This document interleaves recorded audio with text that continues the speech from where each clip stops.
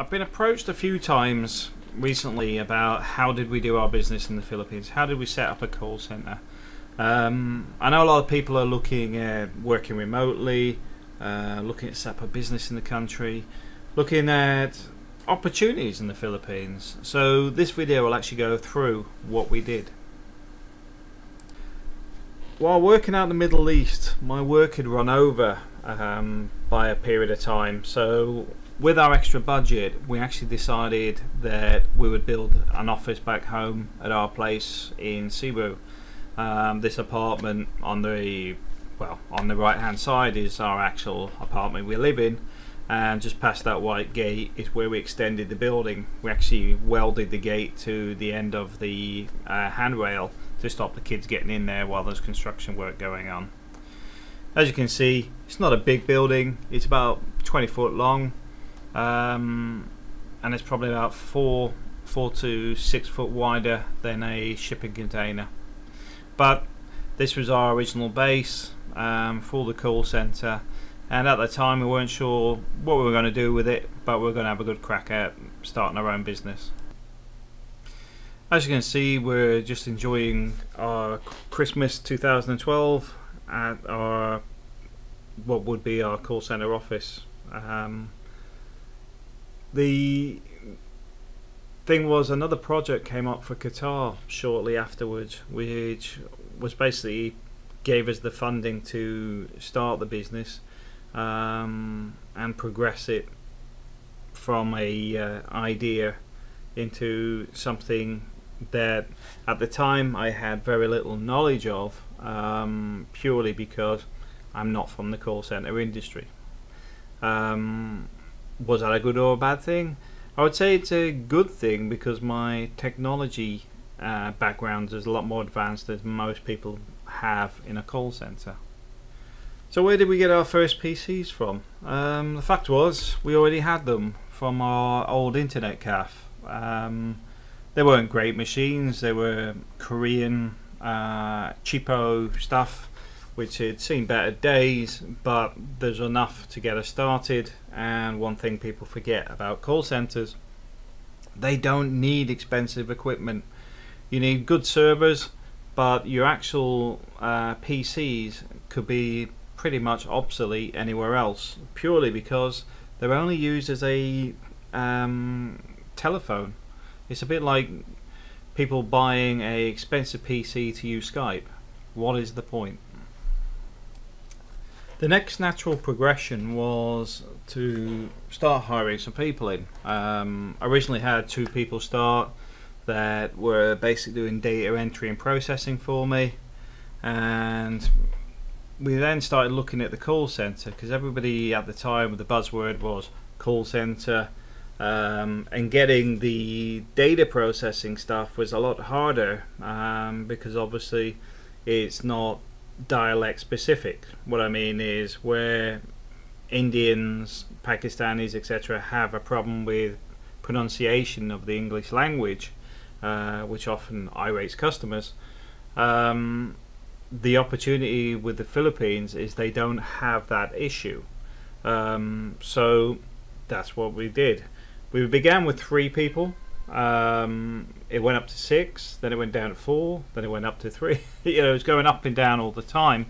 One of the key problems we had initially was getting the right staff, because we're in a residential type area and not in the IT hub. People are a bit worried about it being a scam or not a real job, etc. Even though everybody got paid weekly, etc. There was no, you have to wait to the end of the month or any of that stuff, because I was well aware a lot of people live hand to mouth. As such, I adapt the business to suit. So it went up and down until we originally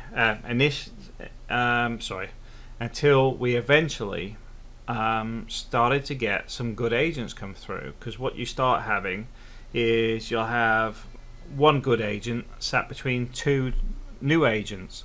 So what happens is, they listen to the other agent, they talk to each other, and they start learning off that person and developing. As they all start developing, the profit margin goes up because your conversion ratio is increasing on a weekly basis. Now, doesn't sound a lot, does it? You know, but a lot of companies don't work this way. Some of these people had no way of getting into a call center. They didn't have the skill set for it. They hadn't been trained. Nobody wanted to train them.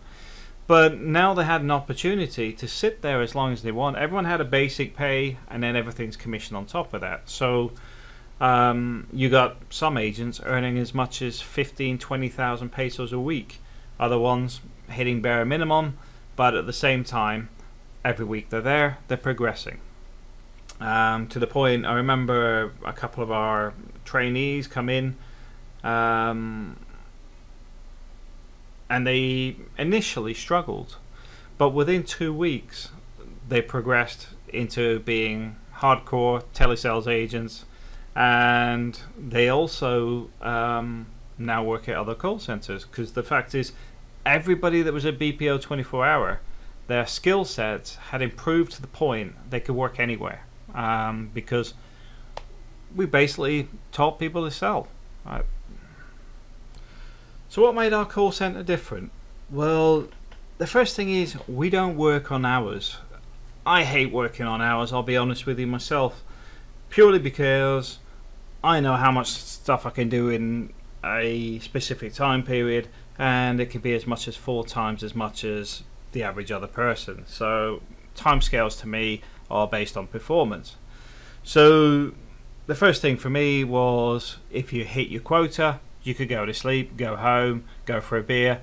I couldn't care less. And you set a basic quota of, at the beginning, 3 a week, and then the top salespeople were doing 3 to 11 sales a day. But it's all to do with the environment. They know they have to hit quota. I don't have to go around ringing a bell saying, come on, you haven't sold for 10 minutes, all this sort of stuff, which goes on in other call centers. There's no need for it. It doesn't motivate people at all. The other thing is, we have like these breakouts of food and stuff. If we're having a good day, I'll go and buy everybody McDonald's. If we're having a bad day, at the end of the shift, we'll open some brandy and beers and just sit down and have a chat and say, well, what do you think's going wrong? And we'll analyze what's right and what's wrong in the sales. We make people part of the solution instead of making them part of a problem. That way, everybody pulls in the right direction. Now, the other side of this being is we were very lucky another call center had burned down. 2 quality controllers, Eileen and Cheryl, had basically their job at the other call center had to be to listen up to, I think it was about 300 calls a day, analyzing what the sales agents were doing for improving their sales pitch, etc., making sure they're not breaching any laws. So they came and worked for us, because we're nearby, which is one of the other reasons we chose to go in Minglanilla, because we don't have that competing edge in the IT park where they're poaching off each other. You know, one will offer 12,000 pesos, next one offers 15, and then they go backwards and forwards to get better benefits, etc. We don't bother with that.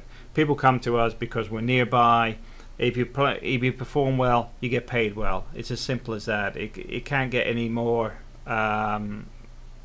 simple than that. It's something everybody understands, everybody can work with, and as such, everybody's happy. So how well did it work? Well, we started off with a small office which maxed out at 16 people.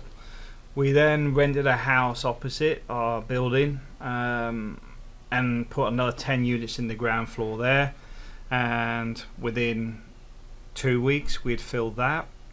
We then used the upper floor for another 10 units, and basically we were struggling for space. But we went from 3 people to eventually 45. As the business progressed, we started to reinvest. As you can see, the guys have got new uniforms. We had our outing days, which you may have seen in the other videos. We invested in training. We invested in trying to develop guys in other ways. For example, SEO, blog writing. We invested in the PCs. We started replacing all the older equipment with new ones, but kept the old ones as emergency crash machines, so that if your PC failed, could literally just bring one of the old machines and swap them straight over, and you'll be back live in less than 5 minutes. So the whole thing was evolving, and the next stage was we needed more space, which is when we purchased the next building and began renovating that.